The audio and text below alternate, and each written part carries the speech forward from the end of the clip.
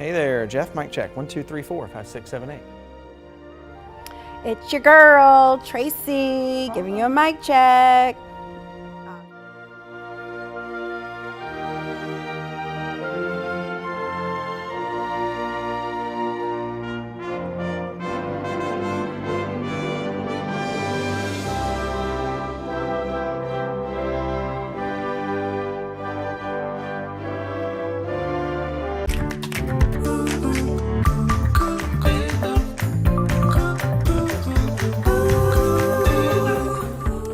Good morning and welcome to After GMS. Today is Thursday, July 1st. Exciting. I love when a new month rolls in. Kind of get rid of the June vibes, bring in some new, fresh, hot, humid vibes. I was going to say new month, same old weather. Yeah, basically. Yeah. Some exciting things happening this month, though. I mean, it's the 4th of July, which is going to be bigger and better this year. I mean, it had no other where else to I go, know, right? It can only go up. Yeah, your birthday, our anniversary. I mean, a lot. Oh, that's right. Yeah, so it's just a good month overall, forgot. despite the shakeups in the forecast. Y'all have great things in July. I don't have anything to look forward Yes, to. you do. You have the 4th of July. You have work. I have your birthday and your anniversary. There you We can go. celebrate those things, right? And you have every day as a blessing. Yes. That is true. There you go. I can't go anywhere after that. Right. And you might have severe weather, so, you know. Don't say that. I Don't hope say not. that, okay? I really do hope not. Let's talk about the let's talk forecast, about it. though. Heat and humidity not going anywhere. That's not going to change. What is changing is, though, Tracy, our storm chances are going up as we go into your Thursday afternoon and into Friday, too. But for now, live look over the triad. Not too bad, but it is a warm and muggy start. Low 70s, mid 70s for some folks across the board. And this is really where we've been stuck all morning. That humidity makes it really difficult for us to cool things off. So we've been stuck in the low 70s pretty much all night and for a good portion of the morning. High pressure still in control of our weather off the coast. That continues to push in the warm and muggy air off of the ocean. Now the difference is that we do have this bit of a front and it is getting closer to us slowly. And as it works its way here, that will increase our chance, kind of acts as a trigger for pop-up showers and thunderstorms. And they can become a little more organized in fashion as that front gets a little closer to us. So that will be our main driving force behind any showers and thunderstorms that we get over the next several days. And my graphics start flipping, so bear with me a second while I step over here and hit this button and make them move like so. Severe weather risk going to stay pretty low for us today. Mainly is going to stay up into our north in Virginia, and we just started in this general risk of thunderstorms. But nonetheless, some of those could pack a punch, mainly with heavy rain and also a lot of lightning as well. So here's how Futurecast plays this out as we go throughout the afternoon. Starting in the foothills, mainly by about 2 or 3 o'clock, and then as we go into your Thursday evening around dinner time and into Thursday night, we'll see more in the way of scattered rain and scattered thunderstorms. And this won't really come to an end as we lose the daytime heating today. Some of these showers and storms may linger overnight. And then again through a good portion of the day on Friday before we do start to clear things out Friday evening, and that will set the stage for a nice 4th of July weekend. So bottom line, no issues today. Another hot day of weather. We'll top it off around 90 degrees and then watching the afternoon and evening for those showers and pop-up storms. That will continue overnight with temperatures only dropping down to near 70. Now this is brand new this morning. We told you yesterday about Tropical Depression 5. As of 5 o'clock this morning, we now have Tropical Storm Elsa at about 850 miles east-southeast of the Windward Islands. Does have 40-mile-per-hour winds and trucking along at 25 miles per hour into the Caribbean. So this does have about another week or so before it really gets here to the Carolinas, or what would be left of it by the time it gets here. So as we go into the weekend and into early next week, we're going to start nailing down a little more in the way of details on what this could bring to not only the United States, but also potentially in the Carolinas. Pretty good consensus where it goes as it goes throughout the Caribbean Sea, but then as it gets closer to the United States, those paths kind of diverge a little bit. And just for some bookkeeping here, Elsa is our earliest named 5th storm or E-storm, and it actually breaks the record from last year, which was Edward. That was set on July 6th, so Elsa wins by 5 days. Clearing out, going into the weekend, there's your 4th of July plans. Low 80s for Saturday, mid 80s for Sunday, a little less humid. Both those days staying dry, but the heat and humidity, of course, it's going to be July. They'll be back on going into next week. Okay, I do dislike autocorrect, by the way. I meant to write 23% fee on restaurant bills, replacing tip, no big deal, or are you going to eat somewhere else? And it wrote replacing top. So I just want to let you know, I know what I'm talking about. All right, that is our next conversation. Let's get right to it. A Charlotte restaurant added a 23% fee to all bills, saying the money will be used to make sure its workers are paid as a lot of people continue to struggle during the pandemic, especially workers in the service industry. So we want to know, what do you think? Let us know in the comments. So let's get to some background here. Owners of the restaurant Leah and Louise say the new service charge will replace traditional tipping. Most of the fee will go to servers and hosts, with a small chunk of the money going to kitchen staff and to managers. Well, the decision comes as a new survey says more than half of restaurant workers are considering quitting their jobs. 75% of those say it's because they don't make enough money. Well, let's see if you think about the idea. Bruce said, quote, "I've been to restaurants where tips were added. I have no problem with this," he said. Jan weighed in saying, "Guess I'll be eating at home more." We heard from Michael, who said, "How about we pay these people a living wage instead of making them rely on tips from patrons?"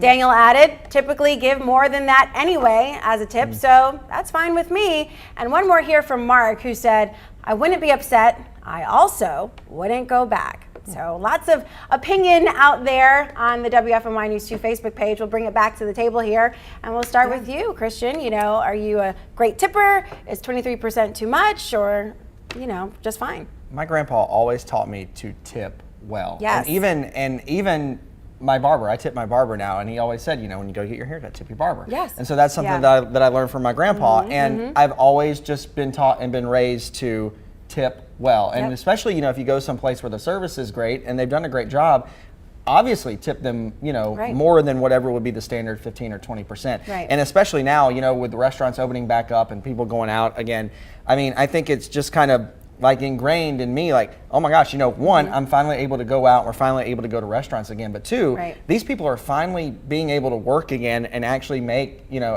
make a living, and they've been out of work for so long, so anything that we can do as patrons and customers to help those folks out, I mean, why not do it? Yeah, great points.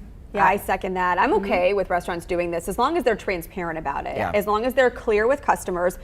This is the fee, this is what it's going to be, this is in place of, not in addition to, a tip. This is what our restaurant's doing, and here's why. Obviously, a lot of restaurants are trying to recoup their losses during the pandemic. We saw many restaurants not survive the pandemic, and now those who have reopened are struggling to find employees. So if this is something they feel works for them and the wait staff is on board, everybody at the restaurant is on board, then that's great. And obviously, if you don't like it as a patron, you can patronize somewhere else. And I know a couple of you have already started commenting that in this section. I always tip at least 20% for good service, but I think that is also the point of contention. People don't feel like if they don't get good service, they should have to tip that amount. And so I can understand that too, but all in all, I think the intent is there just to try to help this industry bounce back. It's been a hard year. Well, one of the ways that they're trying to use this tip, or this added fee, I guess we would call it, is as a recruiting tool, because they're having a hard time hiring staff. There's so many positions available, especially in the restaurant industry, and not enough people who want to go back to work or can go back to work yet. So they are trying to recruit people and saying, like, hey, if you come here, you know, this 23% will be automatic for you, instead of, you know, depending on what people give you. Now, I am a great tipper. I believe in a strong tip. I do too. Because not only that, but it encourages people to continue to do a great job, of course. especially if you continue to use them. Yeah, absolutely. So I always leave a tip for everything. Megan made a great point too about making sure that it's transparent. You know, if you say this is what it's going to be, okay. Because I know you go to a lot of places, and if you go with a large group, sometimes 8 or 10 people, or, you know, they sometimes have that cutoff. It's like, okay, once you have 8 people, we're automatically going to charge you X amount of gratuity on the tip. And as long as they tell you that up front, okay, I'm fine with that. But don't slide it in, you know, backhanded. It's not hidden on your statement or something. Right. As long as it's made transparent, I think we're fine. Yeah. Sometimes you have to look for it, though. You do. When you have a large party, because some restaurants will put it on there, some will not. Right. And Data made a great point. She pointed out that restaurants in Europe don't have tips. The cost of what would be the tip is already built into the price of the food. I was going to mention that too. I love that about Europe, and it's so much easier, takes the pressure off, and I've still found, in at least my experience, that the service is still just as great as it is in the U.S. Yeah. So let's go over some of these comments. You mentioned Dana's, which was a great one. We also heard from this morning, hold on one second, Joanne, who said, I would not give them the pleasure of my presence. And then we had Jason, who said, if the whole amount of money goes to the waitstaff, then fine. But why is the cook staff and the managers getting, if they are a higher paid or have a higher salary? I'm not really sure how that breakdown goes, but you know, I know that what we've reported was that the majority of it would go to the wait staff, and then it would go down from there. Steve said, I tip by the service. Some you never see again once you sit down. So I can see that too. Yeah. Bobby said, I tip at least 25% or more, as does Lakia. She said, I try to leave at least $5 because sometimes 20% isn't enough. So I guess it depends on how much of the bill you're talking about. And Lisa said, if you have good service, then you should tip your server a little more. But if that's the restaurant's policy, then so be it. I think the other thing too, I don't think we mentioned this yet, it does sometimes get confusing when they have team service. It's like, I'm not exactly sure who my waiter or waitress is, and it's not meant to be that, you know, they have a team of people that come by your table. You know, you may have 3 or 4 or 5 different people that come and serve your table. And so at that point, it can get confusing because you're like, okay, well, who's getting it? Who's getting the tip and how are they splitting it up? So, I mean, if it's factored in, that might be an answer to that issue too. Same with housekeeping at hotels when they switch out, and then if you don't have money to give the person on that day and you wait till the end, you wonder, well, who is getting it, and are they dividing it evenly? Right. You don't know. Well, I think that's just kind of your faith system, right? And just so. giving because, well, not only can you, right, but because it's the right thing to do, and then hoping that with that, the money will go to the right place. Sure. As you guys know, I have a bad coffee habit. I leave here every morning after the show and go get coffee, usually. But they have a, at my favorite spot here in town that I go to, they just have, you know, a tip jar that's out there. And what they do is, whatever's in it at the end of the day, they split it up between the workers that day. And so I know that when I put it in, it's going to get split up evenly amongst the folks working. Right, yeah. Awesome. So, I mean, this is a great conversation. A lot of people still weighing in. Heather just said, I always tip between 15 and 20%, usually closer to the 20% dollar, but I wish it was a standard for all servers, like in Europe, not relying on tips for a living wage. And Carol said, most times the 20% is less than the tip that I would have given. And then Dwayne said, I'm sorry, I don't agree with them adding in that fee. So it is definitely a conversation. And the good thing is, at the end of the day, as long as they're making it a transparent, you know, issue, then you have the decision to say, yes, I will sit down and here and eat, and I will pay that 23%, or no, I won't. And, you know, in the end, it falls down to what you want to do. Right, and at that point, if it's transparent and you still go and you still get mad, then you have no reason, you have no basis for. Someone's always going to be mad at something or happy about something. That's the way life is. You should try doing weather sometime. No, thank you. You should try reading news. Right before the election. No. We'll stick with what we know, right? Yes. Right. Okay. Yes. All right, we have another fun talker about 4th of July plans coming up, so you can go ahead and start weighing in on that. But we also have some important morning headlines to get to today, including this. North Carolina's ban on evictions ends today, but the federal one remains in place through the end of July. We know that's confusing, so here's what it means right now. Starting today, landlords will not need to tell renters about the ban on evictions as was once required. It also means landlords can evict tenants if they've been approved for HOPE program money, but are still waiting for the checks. 4th of July celebrations start tonight. You might go to the fireworks shows or maybe set off your sparklers at home, but families need to be very mindful of what's legal and what is not in our state. WFMY News' Denise McMiller breaks down everything you need to consider. Well, before I get into what is and isn't allowed, people should know that there was a 50% spike in firework injuries and deaths in the U.S. according to the Consumer Product Safety Commission. And that is why experts are highly recommending that folks leave the light shows to the pros. And we know some people will still light fireworks at home. There are some you should steer away from. Avoid fireworks in brown wrapping that do not have print on them. It's a sign it's a professional grade. And in our state, anything that explodes or projects into the air is illegal. That includes firecrackers, bottle rockets, and ground spinners. There are some you can purchase as part of your Independence Day celebration. Anything that doesn't fly in the air, smoke producing, smoke bombs, something like that is now legal. Please be careful whenever using any smoke bomb or anything that you light with a fuse. We're just asking for trouble when you do that. And there are some legal fireworks our local fire departments are asking people to stay away from. One thing that is legal in North Carolina is sparklers. But we would tend to ask our people to refrain from using these sparklers because they don't really understand that the temperature this burns at. It burns at over 1,000 degrees. And despite that advice and the laws, some will still do illegal fireworks. But doing so could lead to serious injury to your eyes, face, hands, and legs. And having or transporting illegal fireworks could cost you a hefty fine.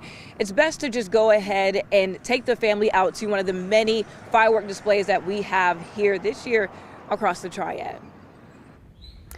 Greensboro police are warning of an illegal prank going too far. A handful of people reported on Nextdoor their cars were egged in the Lindley Park, Hamilton, Forest, and the Sunset Hills neighborhoods. Greensboro police say egging is considered vandalism and it could result in criminal charges depending on the amount of damage. A Summerfield man says a feature on his Apple Watch saved his life. Mike Yeager says he was wearing his Apple Watch while walking on his driveway when he collapsed. Moments later, a watch feature called fall detection went off. It first sent an alert to see if he was okay. He didn't respond and he wasn't moving, so it automatically called 911. Yeager says he's glad he had the app and recommends it to anyone who's over 65 years old. Amazing. It is amazing. Yes. I was sitting here looking at mine. I was like, "No, where is that setting at?" Okay, you guys are fancy. I even have different bands for different days. Okay, I just have my regular watch at home. And it's beautiful. Yeah, they're very fancy. So, Christian, let me ask you this. If you hold down your button, does it call emergency? Yes, I've done it a couple times. Oh. Like if if my hands are full and I'm Right. carrying something, if the top, see, like it Yep. did it now. It popped something on here and I've felt it like start just To shake, to yeah. shake, and I'm like, what is happening? It's like calling 911. I'm like, no, Right. stop. You got to be fast.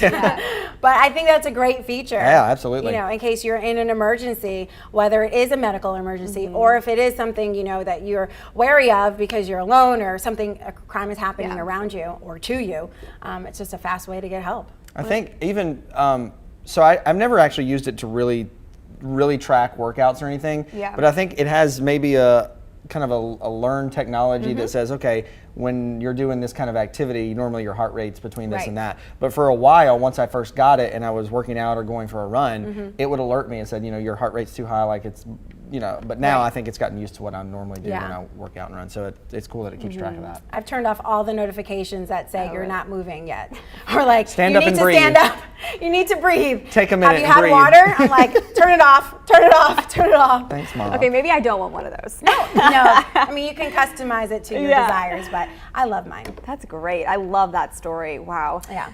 Okay, so let's get to our next talker. No surprise, it's about the 4th of July. We want to know, what are you doing? Are you heading to a community celebration? Are you hanging out at home? Are you still figuring it out?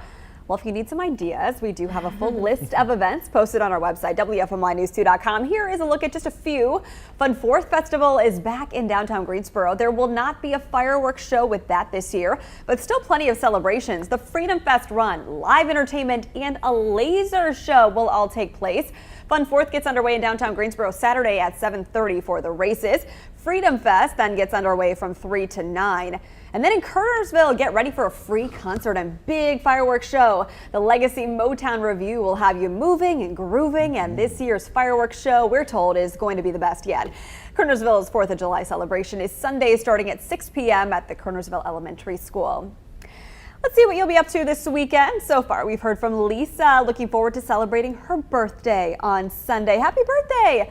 This viewer said she's going to Carolina Beach for the 4th. Say that again. How do you say it? Carolina Beach. Maybe That she'll just sounds pick me. really fun. I love it. Maybe she'll pick me up a Brits donut while she's there. Ooh, Sorry. so fun. Sorry, I got Okay, off on a so tangent. what are you doing then for 4th of July? I'll be right here, but the weather will be nice, so I don't think it'll be that busy. So I may try to slide out at dinner time and grab a burger or do a little cookout with the family and some good. friends and just enjoy. So the great thing is you're home, right? Yeah. Your parents live in the area, Yeah. Yep. your That's brother, so you can, see them whenever. Everybody's pretty close by. Yeah, that's a great thing. I also like this area for that reason. See? So we're gonna keep it low key like we have for the last year. Well, that was because of pandemic, but this year it's because I have a 4-month-old and we're not quite ready to be out in large crowds yet. I mean, we do go out, but we still kind of keep a safe distance and things like that. But not ready to jump all in, but we have jumped. We went to soccer games, over the last few weeks, and we were outside. So, just not large events. Yeah, that's kind of us too, like a couple feet in, not fully submerging yet, Right. Into this whole sense of normalcy, but still taking precautions. So I'm really excited. My 2 younger brothers are coming to town this weekend. They live in another state and I have not seen them since Thanksgiving because of the pandemic. It's just hard to travel. They were going to come at Christmas, but then at that point, the COVID cases were surging and travel was really iffy, so they just stayed behind. But they're really excited to see their nephew, who's now a 1.5 years old, and just such a fun age, to just hang out and have this little personality and do some fun things. So I'm excited about that. That's the thing. It's like you don't have to do anything big this year, I don't think. I think it's just simply the fact that we can get to get together and do some things again, whether it's low key or whatever you do. Just being back together and being able to do something. Right. It's so funny to think of Megan having 2 younger brothers because she's the shortest one. I am. Yeah. And it's just so funny because her brothers are about your height. Yeah? Yeah. So they kind of tower over you a little bit. They do. Yeah. But they are younger. Yeah. Not shorter. Okay. So what are people saying about what they're doing? I'm jealous of Jason. I just What want is to he point out his doing? comment. He's going to Blowing Rock. Oh, and as no, you guys your know, and favorite if you watch place. the show long enough, you know that anytime I can go back to my Boontown or Blowing Rock, I'm there. So he's going to Blowing Rock, and he said then smoking some meats, and that sounds like a good weekend to me. Well, Carol had a good reminder because a lot of fireworks did not happen this year, but are happening this year, to be very mindful of your pets. Fireworks can be a huge trigger. I know my parents have a very nervous by nature Australian Shepherd. Several years ago, he did not like the fireworks in the neighborhood and has not forgotten it. So anytime he hears a pop, he gets really, really nervous. And so this time of year is really kind of anxiety provoking for a lot of animals. So yeah, be mindful of that. Of course, shelters always report upticks in lost animals this time of year. Make sure your pet's in a safe place. And I think they make some of those little thunder shirts and earplugs, things you can buy to try to mitigate that. Yeah. But that was a good point, Carol. I'm really interested to see how the Greensboro laser show goes. Ooh. Yes, because, instead of the fireworks, they're doing a laser show, which, there is a warning for people who have sensitivity to, flashing effects. Right. They are warning, this might not be the event for you, but I think it eliminates the loud noises. Yes. So it'd be interesting to check it out. There is a show of like a past show that the organization did with another, city or something like that. That's on their YouTube page. So I'm going to check that out so I can see how it looks. Good. Because it's free. And Yeah. it's downtown, and if you can sit in your car and kind of like look up, I mean, why not? Why not? I'm going to check out that video because Yeah. I wanted to take my son to this because it's not going to be as loud. And I thought Right. this is great. I mean, he loves lights, but just how loud the fireworks are, I don't really know yet. I mean, we couldn't do anything last year, so I really don't have anything to base it on. But it starts kind of late. It is past late. his bedtime, It and is so I'm late. like, do I want to push it and then ruin the next day? Yeah. I don't know. Yeah. Bedtime is precious. Well, Yeah. oh, sorry, go ahead. No, I was going to say, I think if you're looking for fireworks, I mean, there are going to be so many opportunities over the course of the weekend. Not just on the 4th, but Saturday. I know there's fireworks out at the Winston-Salem Dash game. There's something going on all weekend. So the Dash long. aren't playing at Truist Stadium. It's like the Carolina Oh, turkey. it's the Disco Turkeys. Yeah, Yeah, Disco sorry. Yeah, Thank you. They're playing, but because the Dash are away. That's right. But they are using Truist Stadium, Yeah, and there are going to fun. be huge fireworks That's there. awesome. But I didn't want people to think they were going to see the Dash. No, I'm glad you said that. Yeah. So Heather Harness says that she's going to her fiance's parents' house on the 4th with my mom and grandma. Then Monday she's going to plan a day trip with her fiance. sounds Heather, fun. when is your wedding? Because I remember last year you got engaged during the pandemic. We want to just follow up with you, see when the big day is going to be. Lisa said her husband and she will be going to Freedom Fest, and then they're going to cook out Sunday with the family. That sounds awesome. And then I saw Jason's comments about blowing rock, and Dana's going to hang out with family, and I said, what time? So yeah, there's a lot to do. And again, like Megan said, we have that full list on WFNYnews2.com. Check it out. Yes. So let's check out our forecast again. We do need the rain, We do. which we could be getting today. It's could be. coming. And then a nicer 4th of July weekend. That's right, just a couple hurdles to jump over and then a nice 4th of July weekend. So today, what's changing is that we'll add in the chance for those thunderstorms. We haven't really had that the past couple of days. So once we get after about 2 or 3 o'clock, I think we'll see some scattered thunderstorms popping up across the area. That will continue as we go through the dinner time hour and into your Thursday evening and Thursday night. There still could be some showers and even a few thunderstorms overnight, mainly 2, 3 a.m. going into your Friday morning. So just kind of be on guard for that. It might wake you up if you're a light sleeper, or it might alert the dog or the pets inside the house. Just kind of keep that in mind. And then really at any point throughout the day on Friday, we could have some downpours or some storms across the area, and that'll help hold our temperatures down too. Upper 70s to near 80 for Friday afternoon. And then Friday evening, actually, if things get out of here quick enough, we could have a nice sunset, and that will set the stage for a nice weekend to celebrate the 4th of July. Rain chances are low, mainly dry over the course of the weekend, and a little less humid too once that front gets past us. Low 80s on Saturday, mid 80s on Sunday. The weekend will be nice, but the heat and humidity, of course, as we would expect in July, will be back on as we go into next week. Near 90 again for Tuesday and Wednesday. Ooh. Yeah, it'll be nice to be out of the 90s. Yes, it will. Even if it's just for 2 days. Just 2 days, just any break we can get, we'll take it. Yes. I'm like, I need to make plans, although it's raining. Oh. Yeah. That's Hey, okay. clearing out for this weekend. Good time for the pool and the lake. It won't be quite as hot, but dry. So, I mean, that's really a picture perfect 4th forecast because Memorial Day was so chilly. That's great. Remember? Yeah. Yeah. It was a little odd. It's not the best forecast. Right. So But- this is A+. I will say, Yes. if you look at the rain chances, it looks like it's going to rain all day It does. this afternoon and all day tomorrow. That's what it looks And like. that's not exactly how it'll play out. So let Okay. me just kind of put that. Let me just kind of put Okay. that out there for you. It won't rain all the time everywhere, but there will be a good chance to get wet. There will be a good chance to get a storm this afternoon and tomorrow too. But it won't be wash out all day all the time. Got it. So basically, keep the phone handy. Keep the phone and the umbrella handy, and of course, if any warnings or anything get issued, our team will pass it along to you. Phone in this hand, umbrella in that one. Got it. Good to go. Need more hands. Baby, you take care of yourself. All right. It is 8:12 right now. Thanks so much for this extended edition of After GMS. I had a lot of great comments and conversation, so we appreciate that. We'll be back at it tomorrow for After GMS. Friday, guys. Wow. Yeah. So exciting. All right. Take care. Get out there and get to it. See ya.